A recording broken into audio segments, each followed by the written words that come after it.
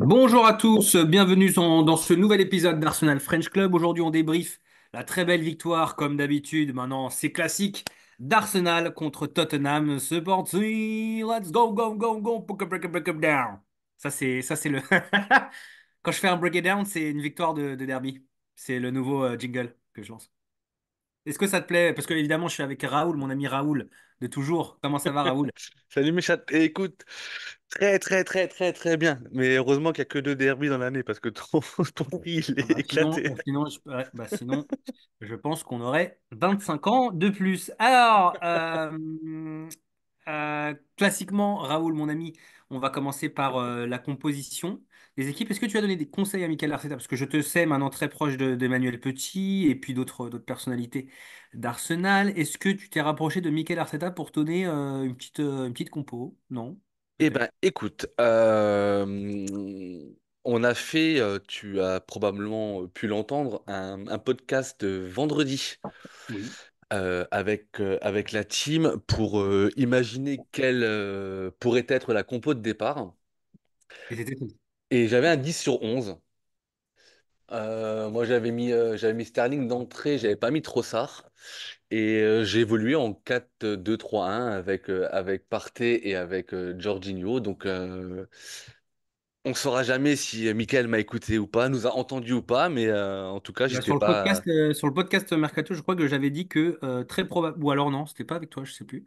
Mais moi, j'avais sorti l'équipe et j'avais dit que Trossard serait au milieu, effectivement, avec Jorginho et Partey. Comme quoi, mais bon, on s'en fout. De toute façon, moi, après, c'est au hasard. Hein, tu sais, c'est comme dans mon petit prono, quand il y a des tournois. À chaque fois, je sors des équipes et puis bizarrement, je suis premier pour quelqu'un qui n'y connaît rien au foot. C'est plutôt pas trop mal. Alors, le Magnifique. propos des équipes, oui, je suis plutôt d'humeur taquine parce que ce match, bah. Je vais rien dire. Alors, la compo, Raoul, et après on redevient sérieux. Donc, Ouais. Gand Mickey dans les cages, Ben White à droite, Saliba, Gabriel Martinelli, Gabriel tout court, pardon, dans l'axe, Timber à gauche, Jorginho partait, Trossard au milieu de terrain, qui compensait donc les absences de d'Odegaard sur blessure et de Rice suspendu. Et puis en attaque, assez classique, on va dire, un Saka à droite, Havertz numéro 9 et Gabriel Martinelli à gauche. Ouais. Classique dans le sens où si tout le monde est en forme, c'est supposé être l'équipe titulaire, en tout cas devant. Oui, Euh, oui, non, non, alors les auditeurs ne nous voient pas, mais je hochais la tête parce que pour moi, Havertz était plus en milieu et Trossard plus devant que l'inverse. Mais après, c'est ma façon de voir le match. Mais Havertz était partout en même temps, donc mais on en et, reparlera peut-être et après. Raya était partout en même temps ou pas? Écoute, alors je sais que tu n'as pas vu le début de match. Il a fait ce qu'il avait à faire avec ses mains, en tout cas. Voilà, Les, voilà. les, Non, les, les, les les grands gants l'ont bien aidé. non, non, mais c'est vrai que depuis le début de saison, il fait ce qu'il a à faire, c'est-à-dire arrêter des tirs. Chose qu'il ne faisait pas beaucoup l'année dernière. Donc sur cette compo, est-ce que, bon, mis à part effectivement la titularisation de Trossard, qui toi t'as surpris du coup au milieu de Non, terrain? non, non, non. Moi, encore une fois, dans le podcast qu'on a fait vendredi, moi, j'avais tenté un coup de poker, j'avais un joker. J'avais mis Havertz dans le milieu et je m'étais, ne connaissant pas, pardon, l'état physique de Gabriel Jesus, j'avais mis Sterling en 9 pour la simple et bonne raison que je me doutais qu'il serait très prenable dans la profondeur et que je m'appuyais sur la vitesse de Sterling, vitesse que Havertz n'a pas forcément pour aller chercher les espaces. Voilà, c'était mon petit coup de poker, mais le fait de mettre Trossard en milieu, voilà, moi j'avais juste argumenté sur le fait que Trossard, quand il est titulaire, c'est Turpin et que quand il est remplaçant, c'est notre super sub. Voilà, c'est. Voilà. Bah, c'est trop ça. Après, Ouais. je pense que Arteta ne voit qu'Havertz en 9 ou en tous les cas, étant donné qu'on n'a pas d'autre option valable en tant que numéro 9, ça reste l'option la plus dangereuse, entre guillemets, et la plus adaptée en tant que numéro 9. Alors que Trossard, on sait qu'il a cette polyvalence qui lui permet de jouer au milieu et je vais y arriver, Havertz au milieu, on a vu ce que ça donne. Havertz numéro 9, on voit ce que ça donne. Et donc, je pense qu'en termes d'équilibre d'équipe, il était plus logique pour Arteta, ou en tout cas plus rassurant peut-être de le laisser numéro 9 avec effectivement Trossard qui était assez Après, haut sur Havertz, l'équipe. il a fait un match énorme. Après, pour revenir sur la compo, Mechad, quand tu vois les noms sur le banc de touche. il n'y avait pas non plus 36 000 solutions. La vraie Et oui, question, c'était est-ce qu'on faisait un 4-3-3 ou un 4-2-3-1, alors que le 4-2-3-1 qui impliquait la titularisation, la double titularisation de Partey et Jorginho. Ça, c'était le gros débat que l'on avait sur le podcast de vendredi. Moi, j'avais en fait, dit que je pensais qu'on allait prendre le bouillon et la pression au début de match et que si on voulait gagner ce match-là, il fallait surtout déjà ne pas prendre de but et qu'on irait certainement à Tottenham dans le même état d'esprit dans lequel on était allé à City l'année dernière, à savoir déjà on défend bien, on prend pas de but et on voit, sauf que l'année dernière à City, ça se termine par un 0-0 et que là, heureusement pour nous, on a réussi à marquer. Mais il faut quand même rappeler les noms sur le banc de touche, hein. Je veux dire, alors tu enlèves Sterling et Gabriel Jesus, pardon, qui ont l'expérience. On avait Nwaneri, on avait Neto, on avait Evan, on avait Kakuri, on avait Kivior, on eh avait oui, Levis Kelly et on eh avait oui. Kabia. Et tu vois, Raoul, là, on en revient à ce fameux podcast qu'on a eu sur le mercato, Ouais. à savoir est-ce qu'il est réussi ou non. Et bah, en fait, on se rend compte que bah, quand il y a des joueurs importants qui sont absents, on n'a pas de quoi les remplacer. Voilà, c'est tout. Alors les gens Donc, te diront que si, puisqu'on a gagné contre Tottenham, et c'est bien le plus alors, oui, important Raoul, mais est-ce aujourd'hui. que, Mais après, je suis est-ce que dans d'accord la avec toi. globalité, est-ce que dans la globalité, ce match t'a plu? Non. Oui, non. Non, non, non, dans Voilà. la façon parce que je trouve que, mais on va certainement y revenir, mais parce que pour moi, on a mis trop de temps à jouer ce match-là comme un derby déjà. On a été dominé. Après, on savait qu'on allait probablement être dominé, on savait qu'on n'avait pas forcément les joueurs pour tenir le ballon au milieu, on savait qu'on allait manquer de vitesse entre Partey et Jorginho si ça jouait vite dans la profondeur. Tout ce que l'on avait imaginé s'est produit. Euh, mais encore une fois, heureusement, on arrive à mettre ce but salvateur en deuxième mi-temps qui fait que on remporte les 3 points qui, pour moi, était une grande nécessité. Je vais pas commencer par la conclusion, mais une chose est sûre par rapport à ce match-là, en tout cas, mon point de vue, c'est que si on joue de cette façon à City dans une semaine, on ne peut pas gagner. Mais Raoul, si on joue comme ça toute la saison, on n'ira pas loin. Non, mais alors, oui, mais alors après, on va quand même récupérer. Et Rice, il a pris combien de matchs? J'essaie de. Il a pris un ou deux matchs? Non, non, il était. Alors, sauf erreur de ma part, il n'est absent que pour le derby. Ouais, donc il a pris le match automatique Ouais, et puis voilà. exactement. Ok. Bon, déjà, on Exactement. va, on va le retrouver dans le milieu de terrain. Ça nous fera énormément de bien. Après, la blessure de Degarde, forcément, fait énormément de mal dans la conservation du ballon au milieu de terrain. Et puis voilà. Après, encore une fois, tu sais, quand j'ai regardé ce match-là, j'ai beaucoup pensé à toi. Sache-le. Parce Alors, je que sais que tu penses très souvent à moi, mais bah déjà, particulièrement. ouais. Non, tout simplement parce que on a souvent ce débat-là de dire les matchs, ils sont emballants ou ils ne le sont pas, on se fait chier, on se fait pas chier, etc. Et c'est là où notre philosophie différencie un petit peu, c'est que toi, il faut le beau jeu pour gagner. Ce match-là, il fallait qu'on le gagne. Et franchement, dans ce derby-là, quel que soit le niveau de jeu que l'on aurait pu mettre, moi, je signe vraiment tout de suite pour une victoire, quelle qu'elle soit et de quelle manière ce soit. Et du coup, je suis un supporter heureux aujourd'hui parce qu'on remporte les 3 points. Après, bien entendu, si maintenant on veut garder ce rôle d'expert usurpateur pour nos auditeurs et d'analyser les manquements et ce qui a plutôt fonctionné ou ce qui a plutôt été difficile pour nous, et on va le faire juste après, il y a effectivement beaucoup, beaucoup, beaucoup de boulot encore à faire pour être au niveau dans la course au titre. Ça, c'est une certitude. Bah oui, d'autant que bon, on va revenir après première, deuxième, et de manière globale, la vérité sur ce match, c'est qu'on a fait le dos rond, c'est qu'on a été dominé par Tottenham. Est-ce que c'est normal d'être dominé par Tottenham quand on est Arsenal? Moi, je me réfère toujours à ce que l'on est censé être. Est-ce que c'est normal? On marque, on gagne 1-0, on marque sur coup de pied arrêté. Bon, ça veut dire beaucoup de choses, quoi, sur l'entièreté du match. Après, comme dirait Richard, c'est là aussi on voit qu'Arsenal a changé. Peut-être que c'est des matchs qu'on aurait perdu il y a quelques années, et qu'aujourd'hui on est capable de gagner, pour sûr. même sans être brillant. Et ça, c'est aussi la marque des Des grandes grandes équipes. équipes. Mais moi, je peux pas m'empêcher de regarder et de m'ennuyer à chaque fois et de me dire, OK, attendons jusqu'à ce qu'il y ait un but qui soit mis d'un côté ou de l'autre, parce que en général, quand on se prend un but derrière, Arsenal réagit, c'est quand même assez bizarre. Et, euh, et en fait, je trouve qu'on propose pas grand-chose, en fait, voilà, c'est ça. Et je pense que ça fait un petit moment qu'on ne propose pas grand-chose. À mon avis, hein, en tout cas sur l'animation, sur ce que je vois, même quand il y a l'équipe type qui est alignée, je trouve qu'il n'y a pas grand-chose qui est proposé. Voilà. Il faut à chaque fois qu'il y ait un exploit individuel, ou très souvent un exploit individuel de Bukayo, un exploit individuel d'Odegaard, un exploit individuel de Martinelli, et quand il y en a un qui n'est pas capable de le faire, et ben bizarrement, il ne se passe pas grand-chose. Voilà. Alors est-ce que ça veut dire qu'on manque de créateurs au milieu?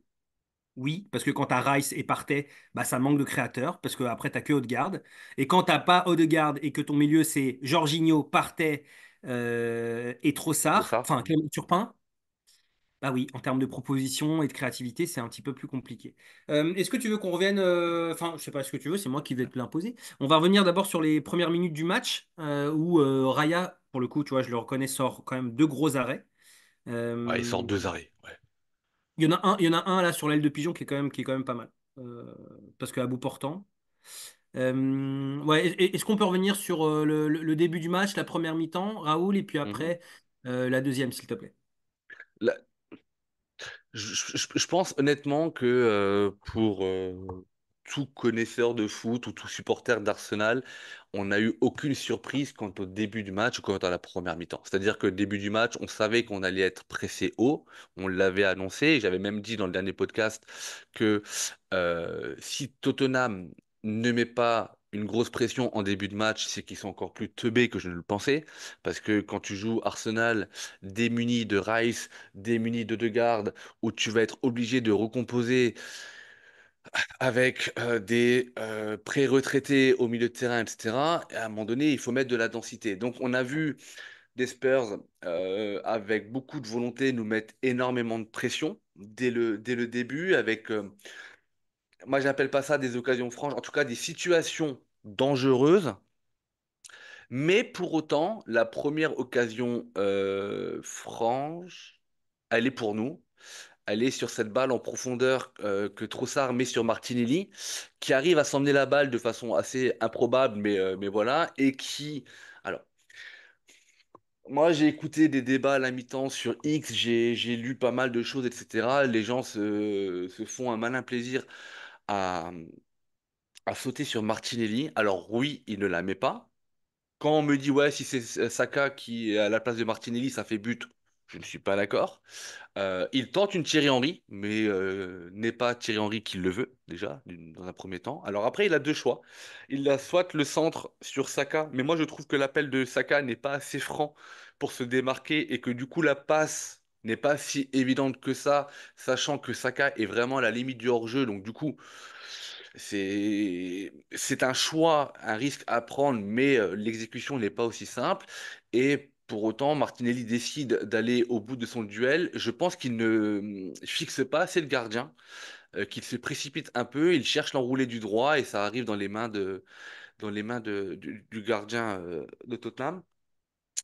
Pour moi, c'est l'occasion la plus franche que l'on a. J'ai trouvé en première mi-temps que encore une fois, je vais peut-être me faire non pas des ennemis, mais en tout cas des gens qui ne seront pas d'accord avec moi.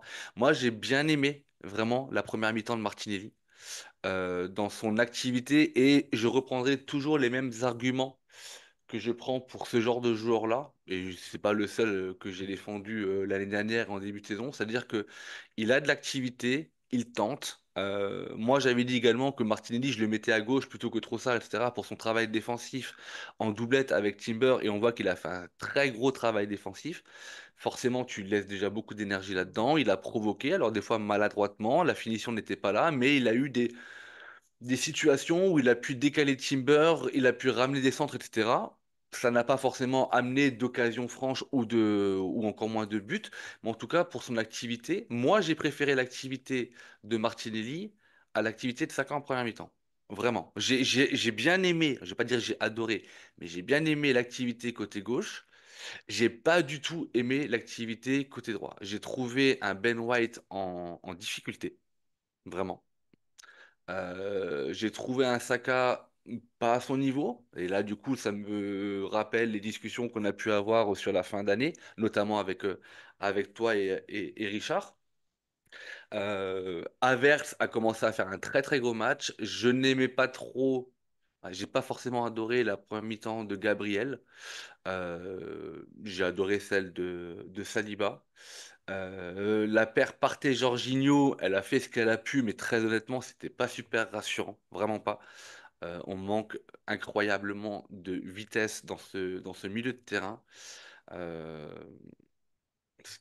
Là, tu vois, là, en te parlant, je me projette déjà sur dimanche prochain. Je te parle même pas du match contre l'Atalanta, mais je me projette déjà sur le match de dimanche prochain. Et moi, à la place d'Arteta, je monte dans le bus, je rentre chez moi et je commence à sortir le tableau blanc et à essayer de réfléchir à ce que je peux faire parce que vraiment, ça sera trop, je pense, ça sera trop faible ou en tout cas pas suffisant face à City. Voilà sur la première mi-temps. Première mi-temps très, très, très, très, très, très physique, avec un arbitrage qu'on pourra. Alors, encore une fois, je vais peut-être pas me faire des amis. Et moi, j'aime pas du tout parler de l'arbitrage, tu le sais. Je trouve juste que ces cartons à 2 balles, tu l'as peut-être pas vu, le carton que Saliba il prend. Il J'ai fait une. vu en Tu l'as revue, vu? ouais. Ouais. Il fait une faute, il prend la balle de la main, il la garde 3 secondes, il la donne à l'adversaire, l'arbitre dégaine directement le jaune. Juste avant, on a un coup, peut-être 2 ou 3 minutes avant, on a un coup franc pour nous. Il y a un joueur de Tottenham qui met une petite pointe dans la balle elle roule, ça nous empêche de jouer vite, même si on n'avait pas forcément cette volonté de jouer vite, il n'y a pas de carton. Donc du coup, là, cet arbitrage à 2 vitesses, dont le débat a été relancé, notamment sur ces parties-là d'anti-jeu, de je touche la balle, je touche pas la balle, etc. Même si les lois du jeu existent, je suis entièrement d'accord. Mais messieurs les arbitres, sur des matchs comme ça, en PL, ayez un tout petit peu de sensibilité foot, s'il vous plaît. Ça m'arrangerait quand même plutôt pas mal. Donc Saliba qui prend un jaune assez rapidement. Et donc la première mi-temps, ouais, assez physique. Il y a quand même 7 cartons qui sont distribués en première mi-temps. Il y en a 5 pour Tottenham, il y en a 2 pour nous. Chez nous, c'est Timber et Saliba qui prennent un jaune. Euh, Pareil, Timber, je ne l'ai pas trouvé. Comment dire? Est-ce que tu as vu l'action où il prend le jaune et où il s'embrouille avec le gardien? Ouais, ouais, ouais. Ouais. Moi, très honnêtement, et je l'ai dit à quelques membres de l'assaut avec lesquels je discutais pendant le match, si l'arbitre sort le rouge à ce moment-là, il y a 99% des supporters d'Arsenal qui crieront au scandale. Et moi, je serais peut-être le seul à crier à Timber qu'il a été idiot. Parce que si il n'y a pas le tampon que les Spurs réclament avec la semelle en avant, il met la semelle sur le ballon, mais il y a bien faute. L'arbitre siffle la faute. Qu'est-ce qui va encore s'embrouiller et prendre le gardien au collet juste après? L'arbitre, s'il veut, peut très bien lui mettre un jaune pour la faute qu'il fait et mettre un jaune pour l'altercation. Ouais. Et 2 jaunes, ça fait rouge, hein. Et j'ai trouvé qu'on a manqué, qu'on était très nerveux et qu'on a manqué sur certains moments et très tôt dans le match, je dirais, pardon, de lucidité. Et la lucidité fait que elle te permet aussi de jouer un championnat. Et je sais pas, tu te rappelles, avec Richard, on l'avait dit que l'une des forces que l'on avait l'année dernière et une des raisons pour lesquelles on a pu aller challenger City jusqu'à la dernière journée, c'était le fait qu'on n'avait eu que 2 rouges dans la saison, dont un de Vieira, voilà. Que nos défenseurs centraux n'avaient eu aucun match de suspension suite à 5 ou 10 cartons jaunes en fonction d'un nombre de matchs que tu as pu jouer. Là, on commence à prendre quand même beaucoup de cartons. Et je nous trouve très nerveux par rapport à une équipe qui joue le titre et qui devrait, en plus de ça, être quand même relativement sûr de ses forces en défense, parce qu'on termine quand même meilleure défense du championnat de l'année dernière, avec un nombre de clean sheets historique. Donc voilà, donc je trouve une certaine nervosité chez nos joueurs de façon globale qui, moi, me dérange et m'inquiète un petit peu. Je sais pas si tu partages cet avis-là ou pas, mais voilà. En fait, c'est qu'est-ce que ça cache, quoi? Est-ce que ça cache un manque de sérénité? Est-ce que ça cache un manque d'assurance compensée du coup par une agressivité qu'on ne connaissait pas nos joueurs? Est-ce que c'est une consigne qui est demandée aussi par Arteta d'être plus agressif sur le porteur du ballon? Tu vois, est-ce que les fautes qui sont faites sont des fautes euh, maladroite ou calculée. Tu vois, c'est tout ça qu'il faut prendre. Parce que quand on prend l'exemple, par exemple, de Rice enfin, qui se fait expulser contre Brighton, c'est calculé. Il le fait volontairement. Il perd peut-être le contrôle du match. Mais je veux dire, c'est lui qui décide de faire ce qu'il fait à ce moment-là. Donc, est-ce que l'idée, c'est de ne pas rentrer dans une autre démarche en termes d'état d'esprit pour arrêter d'être l'équipe trop gentille et passer sur une équipe un peu plus, pas bad boy, mais en tout cas un peu plus agressive, quoi. Ouais. Ok, mais alors si c'est un choix, alors tu vois, c'est quand même bizarre de mettre d'associer de la combativité ou de l'agressivité à des phases d'anti-jeu. Et encore une fois, hein, je ne critique absolument pas ces phases-là où en plus, encore une fois, on va pas y revenir dessus, mais le geste de Rice est quand même très très léger, vraiment très léger. On est à 90 mètres du but de Raya. On peut pas dire qu'il annule une action de jeu que Tottenham, pardon, aurait pu jouer très rapidement, etc. Et je suis le premier à dire, encore une fois, que les arbitres manquent de sensibilité. Moi, ce que je reproche au niveau de l'arbitrage sur ces cartons-là, c'est que déjà, on n'est pas tous logés à la même enseigne, déjà. Et moi, ça me dérange fortement, puisque il y a eu une petite synthèse vidéo de la dernière journée de championnat où on voit sur l'ensemble des matchs de PL toutes les actions similaires à celles de Declan Rice et où on voit que seul Rice prend un jaune. Donc ça, c'est quand même assez problématique et il y a un vrai problème là-dessus.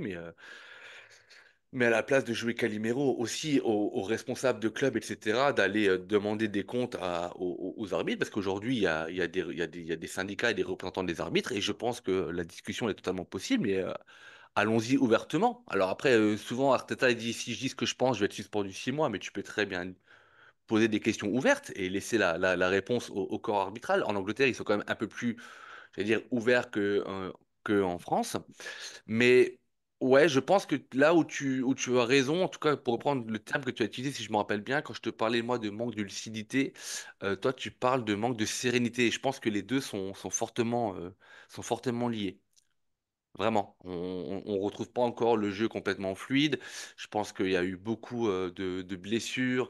Je pense que les joueurs intérieurement se disent aussi que le mercato, s'il n'est pas loupé, il n'est pas forcément trop réussi. Je pense qu'à l'intérieur du groupe, on doit avoir ce sentiment de, je vais pas dire de manque de richesse de banc, mais d'un banc assez réduit, à mon avis. Et puis le départ de Ouais, et Smith Rowe et puis de Nelson n'arrange rien, même si c'était pas des joueurs cadres. Mais je pense que sur ce genre de match-là, on le voit très bien. Moi, aujourd'hui, Smith Rowe était resté, on se posait même pas la question de qui j'allais jouer à la place de Legarde. Tu vois, d'accord. voilà. Alors après, est-ce que tu gardes un joueur on n'a pas. Tous les postes ne sont pas doublés. Enfin bref, pour revenir sur cette première mi-temps, ouais, donc très engagée, très nerveuse. La meilleure occasion pour Arsenal. On revient au vestiaire sur 0-0, bah, sur le score de 0-0. Ok. Arteta, il a 15 minutes pour, on va dire, rectifier certaines choses. Et ensuite, bah, vient la deuxième mi-temps que tu as pu voir en intégralité, je suppose.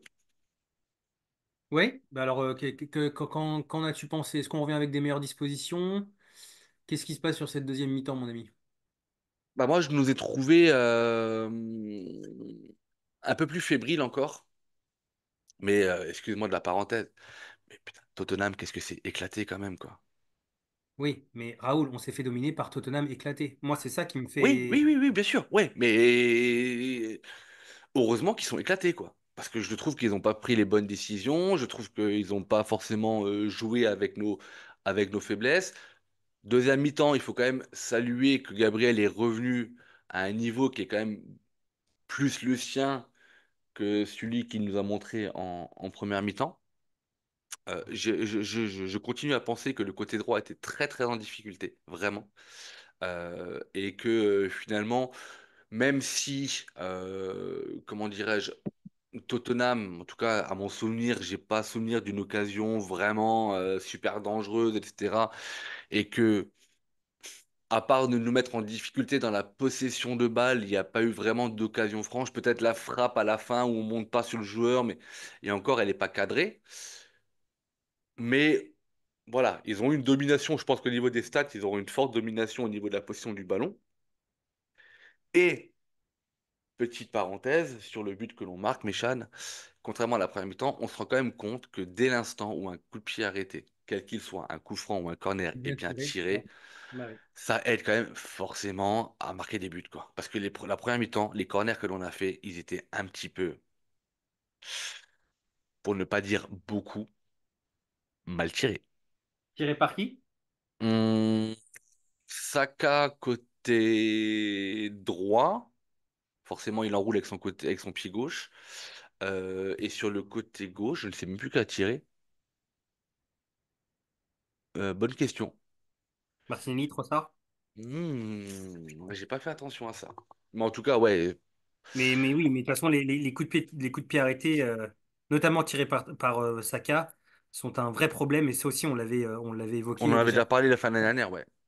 Et c'est un vrai problème parce que on sait que c'est travaillé. Alors pour autant, on marque pas mal de buts sur corner et sur coup de pied arrêté. Mais est-ce qu'il n'y aurait pas un autre tireur que Bukayo Saka? Bon, du Ça, c'est coup, une question. Saka, ça lui fait quand même une passe D en plus, hein, mine de rien, puisque c'est lui qui tire Ouais, oui, oui, oui. Bah le oui, corner oui. qui amène le but. Et d'ailleurs, Justement, c'est là où on appli- voit que applique-toi en fait. bah ouais, voilà, déjà, applique-toi.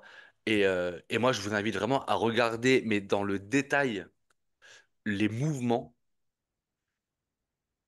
sans ballon de nos joueurs. Le gardien, il ne peut pas sortir. Et pourtant, on a un petit peu changé, puisque là, White n'est plus directement sur lui, mais il y avait White et Saliba devant le gardien dans une bataille, et le gardien, à un moment donné, essaie de sortir. Et pour lui, ça lui est impossible. La petite poussette de Gabriel, mais très légère, qui permet de se démarquer.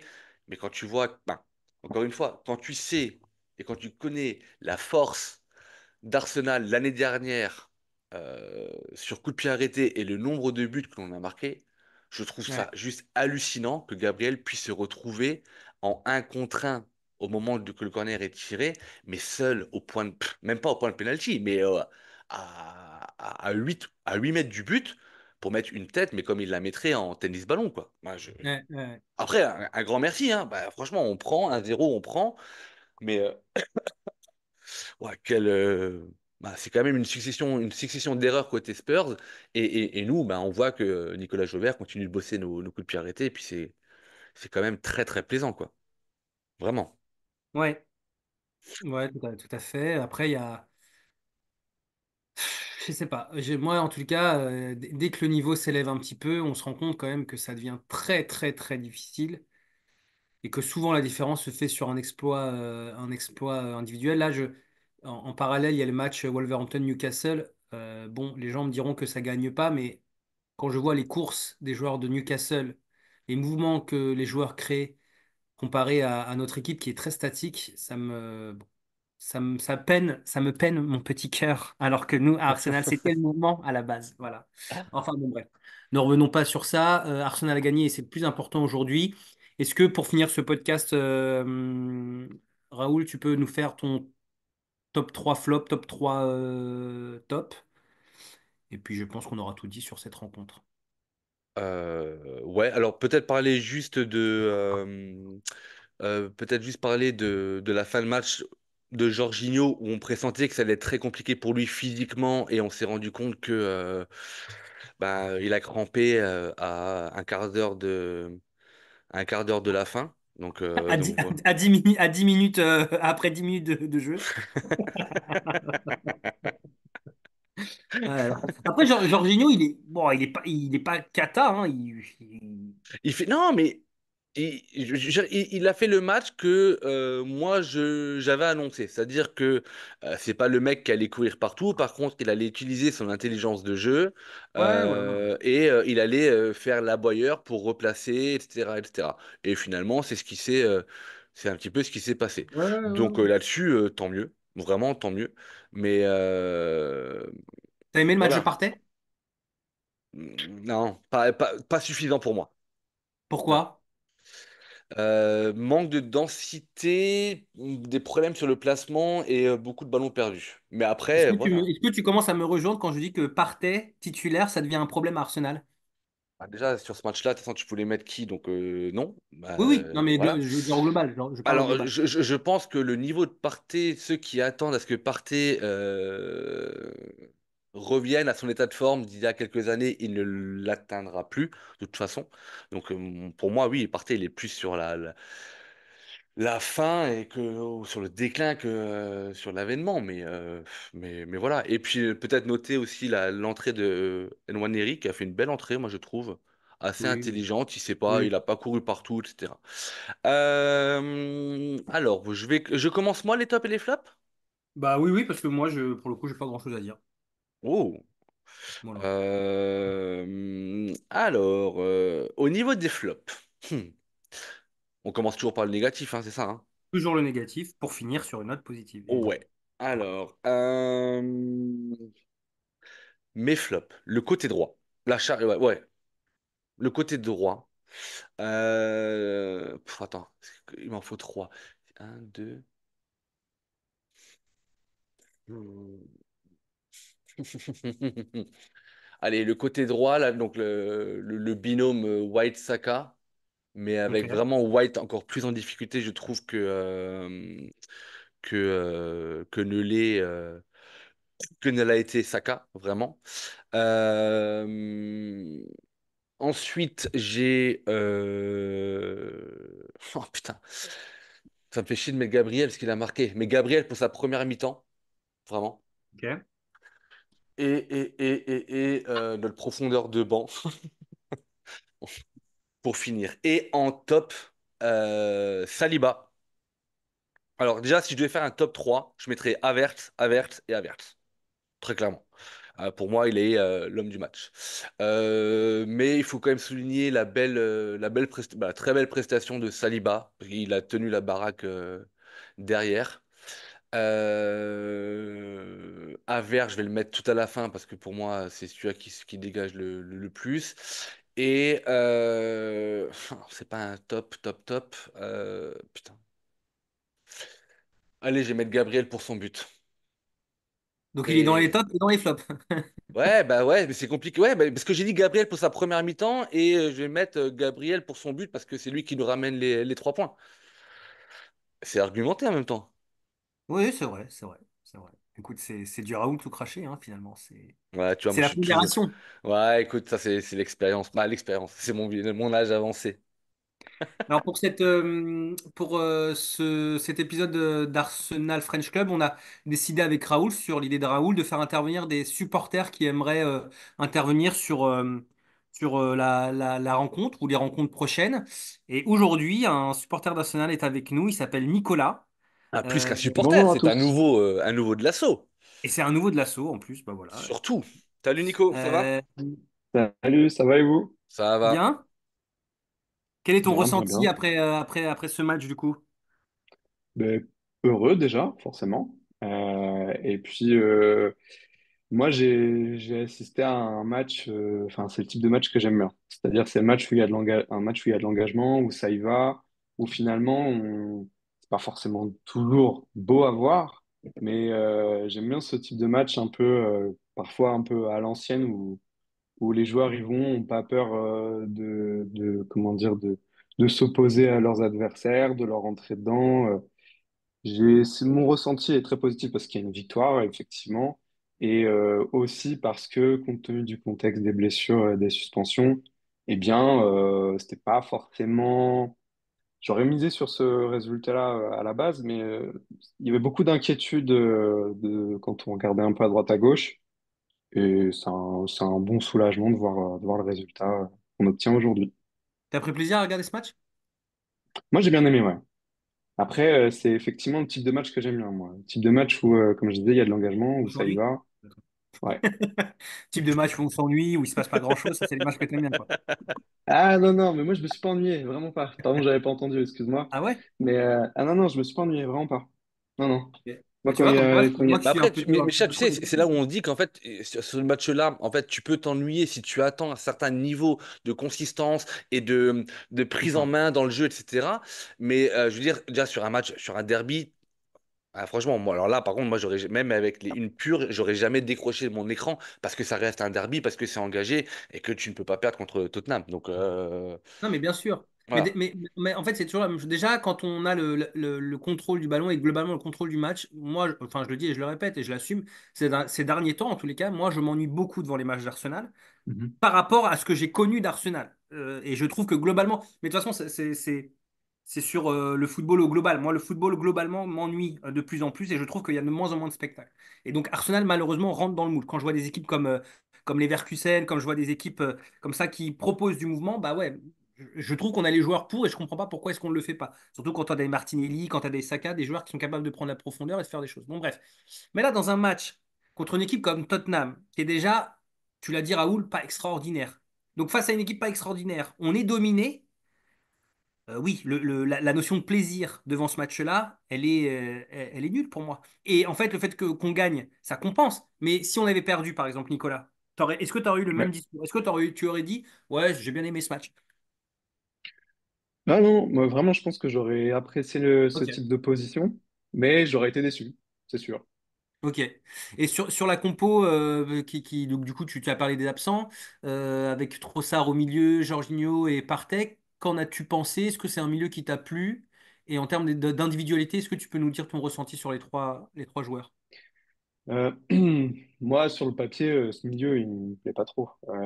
C'est un milieu qui est vieillissant, enfin, c'est des joueurs qui sont techniques, enfin, qui ont une technique certes, mais qui ont plus suffisamment de physique pour répondre aux besoins de la première ligue et des besoins plutôt que ça impose. Mais après, j'ai été surpris.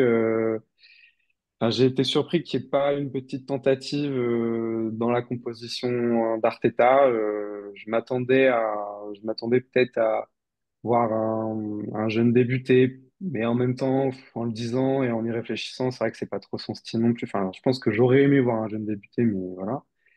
Mais après, le fait qu'il y ait Trossard, l'animation offensive Trossard-Havertz, moi, c'était quelque chose je ne l'attendais pas spécialement, j'aurais plus misé sur un Jesus. Et j'ai trouvé ça intéressant de le tenter. J'ai trouvé ça intéressant de voir comment il pouvait permuter. Je pensais qu'il y aurait plus de permutations Trossard-Martinelli sur le côté gauche, en fait. Et finalement, il y avait plus de permutations Havertz-Trossard dans le pressing, dans qui va au milieu de terrain. Bon, évidemment, Havertz est quand même bien resté devant. Mais après, si je me fixe uniquement sur le milieu, sur papier, c'était le milieu attendu. C'est pas le milieu qui me fait rêver, c'est le milieu par défaut.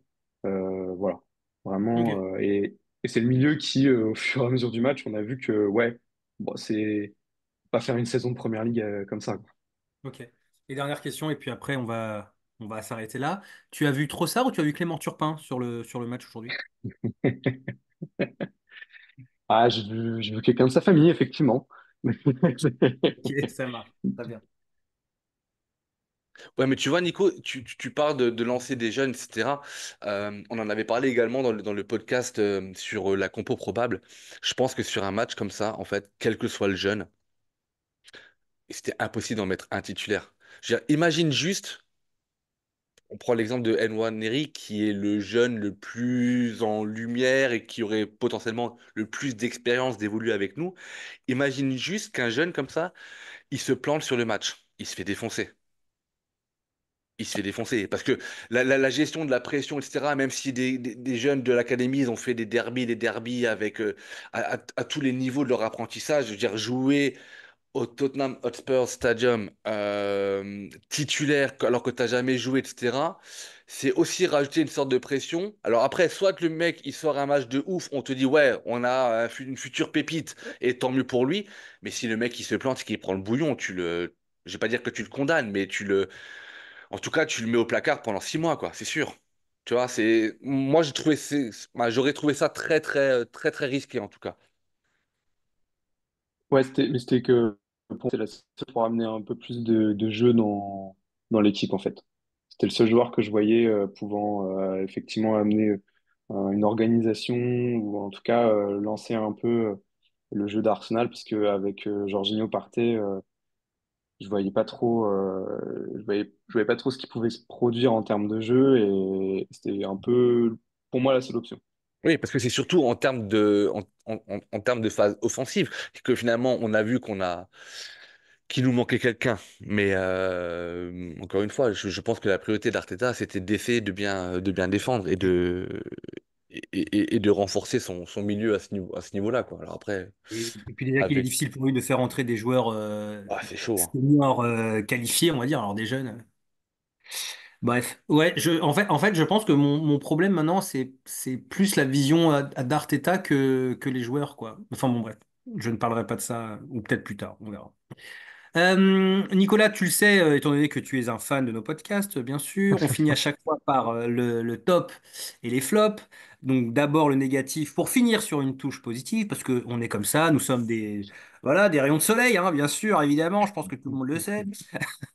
Donc est-ce que tu peux nous faire ton top, enfin ton flop et ton top, Ouais, trois joueurs au maximum, et tu peux en avoir moins si tu considères qu'il n'y en a pas assez sur ce match. allez, parti. Flop, donc les trois joueurs, je mettrais Saka, je mettrais, je suis un peu dur, peut-être Partey, et je mettrais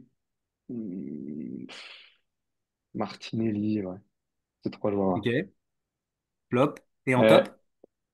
et en top, Havertz, vraiment, Saliba et Timber. J'ai bien aimé son match, ouais. À Timber? Ouais. Qu'est-ce que tu as aimé? Et ben, en fait, moi, ce que j'ai aimé, Le combat. c'était ce que, bah, c'est exactement ce que Il a pris j'allais un dire, en fait. jaune. Ouais, ouais, mais en fait, ce que j'ai aimé, c'est vraiment que, parce que les matchs précédents, j'étais vraiment très déçu, et là, de l'avoir vu Ouais. rentrer dans ce match de manière très déterminée, et en fait, être aussi moins dans le cœur du jeu, être plus sur le côté gauche, Ouais. essayer de proposer, etc. J'ai bien aimé ça. Alors, peut-être que je me fais un peu, entre guillemets, avoir par son changement par rapport au match précédent, ou ce qu'il a proposé de nouveau, mais ouais, ça m'a bien plu. Ok. Oh non, non, bon, après, il a pas été horrible, mais en fait, je trouve que ses prestations, au vu de du très peu qu'on avait vu la saison passée sur le Community Shield et sur son premier match de Première Ligue, je trouve que je sais pas, il y a quand même un écart qui est assez abyssal. Et donc, voilà, quand Calafiori reviendra de blessure, je pense que ce sera intéressant de voir un vrai gaucher sur le côté gauche, déjà, premièrement. Mm. Et moi, je pense qu'on aura, je le dis et je le répète, mais je pense qu'on aura autant de mal à faire quelque chose et à prétendre aux plus hautes places tant qu'on n'aura pas réglé donc ce problème de latéral gauche qui est aujourd'hui Timber, mais j'espère qu'il se réglera avec Calafiori. Avec moi, Thomas Partey. Vraiment, je trouve que dans ce milieu de terrain, c'est un problème pour Rice, et c'est un problème pour lui, et c'est un problème pour l'équipe de manière globale. Et devant à gauche, est-ce que Martinelli va retrouver son niveau? Est-ce que c'est Sterling qui va être titulaire et essayer de faire quelque chose? Mais globalement, je trouve qu'on a trois postes clés qui sont problématiques et qui nous empêchent d'être très performants. Voilà. Donc à voir comment ça va se faire en Ligue des Champions, à voir comment est-ce que l'équipe va prendre va continuer en Première Ligue. Ce qui est rassurant dans tout ça, c'est qu'on arrive à gagner même sans être brillant. Oui, Raoul. Ouais. Tu viens de dire un petit mot là important, du coup je vais peut-être lancer juste un petit débat, si tu le permets, avant qu'on mette fin à ce podcast-là. Tu viens de parler et de citer la Ligue des Champions.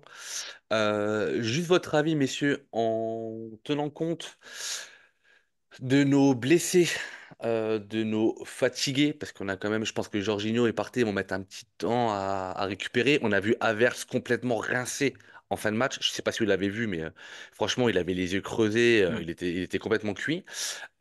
Et compte tenu de la nouvelle formule de la Ligue des Champions, où tu fais 8 matchs, est-ce que vous pensez, messieurs, qu'il faut faire tourner contre l'Atalanta? et préparer et avoir en seul objectif le match de dimanche, ou est-ce que pour vous, il faut jouer les deux matchs à fond avec la meilleure des équipes? C'est vraiment une question que je vous Moi, pose. moi, je pense que depuis que Arteta est là, la priorité, c'est le championnat. Pour lui, sa priorité, c'est le championnat. Donc je pense que s'il y a à tourner, ce sera pas en championnat et ce sera en Ligue des Champions. Voilà, ça c'est mon avis. Je pense qu'il fera pas, je pense qu'il prendra pas le risque de faire tourner en championnat et que la formule de la Ligue des Champions avec le nombre de matchs plus important permet justement de faire tourner. Alors après, faire tourner avec qui? Voilà, mon pote, tu me poses une question. Tu Ouais, me, tu me poses une colle, mon petit Raoul, mais ça c'est c'est sûr. bien le but, je mets ça. Non, mais toi, alors là, tu me réponds Voilà. en te mettant à la place d'Arteta. Moi, je te demande ton avis. Tu ferais quoi, toi? Bah oui, contre l'Atalanta, je fais tourner, ouais, bien sûr. Enfin, je fais Ok. tourner. J'essaye de mettre Jesus à la place d'Avert. J'essaie de mettre Tu Sterling à fais la place de souffler des cadres. Martinelli. Ouais, voilà, je Ouais, fais. Sterling à la place de Saka, parce que Saka est quand même sorti, et je sais pas s'il est sorti sur blessure ou sur crampe ou sur fatigue, mais il avait l'air bien Ouais, KO à suivre. il est Mais ouais, c'est peut-être sorti. l'occasion de faire. Bah, tu mets Sterling à droite, tu mets Trossard à gauche, tu te fais souffler. Bon, tu me diras, souffler Martinelli, il a pas beaucoup joué, donc il peut jouer. Tu fais peut-être souffler Havertz, quitte à le faire souffler une heure et à le Oui, faire oui, rentrer la bah, dernière pour moi, demi-heure. Mais Gabriel Jesus revient, mais le problème, c'est que tu vas mettre Gabriel Jesus, donc il va se blesser pendant 28 matchs. Donc, mais bon, au moins, il Zinchenko aura qui s'est reposé. reblessé, sans avoir rejoué, mais il s'est reblessé. Ouais, ouais. Donc, bon, voilà. Et après, en défense, tu peux faire tourner. Regarde, à droite, tu peux mettre Tomiyasu. Bah, il y a Kivior, ouais. Et Kivior, voilà, c'est des options qui sont solides. Défensivement, on a ce qu'il faut. C'est vraiment le Au milieu de terrain cash, qui au commence à cash, être tu peux mettre compliqué. Ramsdale. Ah ben non, il est parti, Ramsdale.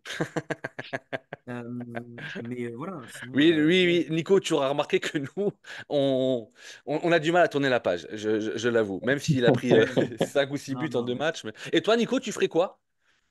Ouais, non, moi je fais tourner. En plus, compte tenu du match de ce week-end, je fais tourner. Si j'ai bien tout suivi sur la nouvelle formule de Ligue des Champions, il y a un groupe d'équipes qui peuvent se qualifier. Ça laisse le temps de se récupérer, Exactement. Exactement. etc. Donc, non, Bah, non, les je fais 9 premiers, je tourner. crois qu'ils sont qualifiés directement. Après, Ouais, il y a des rattrapages, etc. Mais Et je le dis et donc, je le répète, on a. je pense vraiment pas que la Ligue des Champions soit une priorité pour Arteta. Donc en fait, Hmm, en plus. enfin, je pense qu'au vu de la formule étirée et du fait que ce soit pas une priorité pour lui et pour le club, bon, s'il y a un choix à faire, elle sera au niveau de la Ligue des Champions, ça c'est sûr. magnifique réponse, Michel. Et j'avais une deuxième colle pour toi, pour vous, messieurs, parce que vu l'actualité des Gunners cette semaine, je pense qu'on fera pas de podcast intermédiaire, sachant qu'on aura probablement deux matchs à débriefer dans la semaine, la Ligue des Champions et le choc face à City. Du coup, je vous en parle maintenant. Si je vous dis défaite interdite à City, vous êtes d'accord avec moi ou pas? Bah, Moi, l'objectif je c'est de passer pense, moi, 114 je points. pense sincèrement que si on perd à City, je vous le dis, pour moi, la course au titre, elle est terminée. Et pourtant, on n'est Mais qu'en on devait septembre. pas, on devait pas faire 114 points? Je sais Non, pas, je mais pose, je pose- putain, je je pose- t'explique pourquoi. Parce que quand on fait nul contre Brighton, même s'il est dérangeant ce nul, etc., c'est un nul qui me dérange moins parce que tu ne fais pas un match nul où tu ne perds pas contre un concurrent direct. C'est-à-dire que sur le dernier match de championnat, tu fais nul contre Brighton, tu prends un point. City gagne, je ne sais plus contre qui, ils en prennent trois. Donc face à City, tu en perds deux sur cette journée-là. Mais tu te dis que si tu gagnes face à City, tu prends 3 points sur eux, donc t'es en balance positive d'un point. Vous voyez, c'est mon raisonnement. Par contre, quand tu perds contre des concurrents directs, City, Liverpool ou autres, tu es obligé, d'une part, d'attendre des faux pas du concurrent et tu t'obliges à un sans faute de l'autre côté.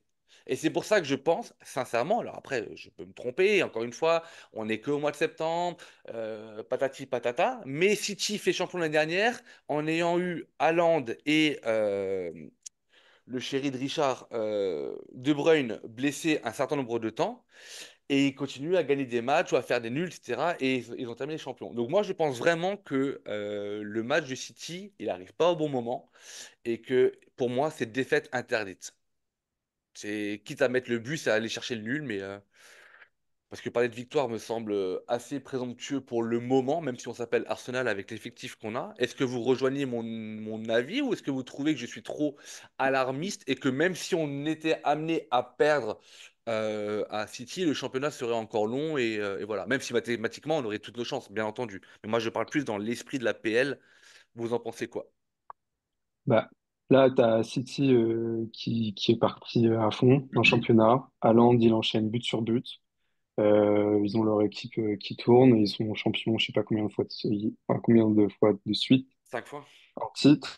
5 fois. Ouais. Si jamais on perd là-bas, effectivement, la course au titre, elle est quasiment jouée, même si bon, bah, il y a énormément de journées derrière. C'est juste que le faux pas, on ne voit pas à quel moment il pourrait intervenir. Donc, ça fera plus 5 si jamais on perd.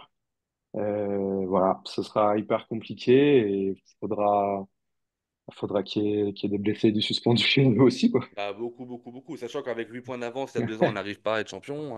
Et toi, Méchat, t'en penses quoi? Moi, j'ai une réflexion inverse à la tienne, Raoul. Ok. Pour moi, c'est pas contre Brighton ou contre ces équipes-là qu'on doit faire nul ou qu'on doit faire des contre-performances.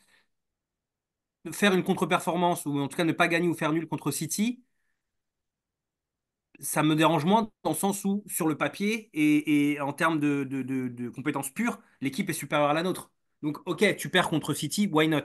En revanche, c'est contre les autres équipes que tu dois pas faire de contre-performance. Et faire un nul contre Brighton, c'est une contre-performance au vu de notre statut et des joueurs que l'on a.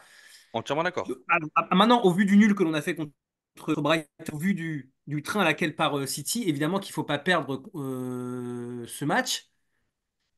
Et en même temps, vu ce que l'on propose depuis le début de la saison, je ne sais pas ce que l'on peut espérer d'autre que Qu'un nul. bétonner et avoir le match nul. Voilà, Moi, ce c'est que je tout. dis, c'est juste que tu peux plus facilement récupérer des points que tu as perdus contre des milieux de tableau, etc., que quand tu en perds directement face à ton adversaire direct. Parce qu'en gros, tu perds pas 3 points, tu perds 6 points, quoi. Je veux dire, Hmm. tu vois, je veux dire, en Oui. gros, c'est des points Mais qu'on double, quoi. si tu fais l'année dernière, si tu fais que des victoires avec tes deux défaites contre City, tu gagnes le championnat.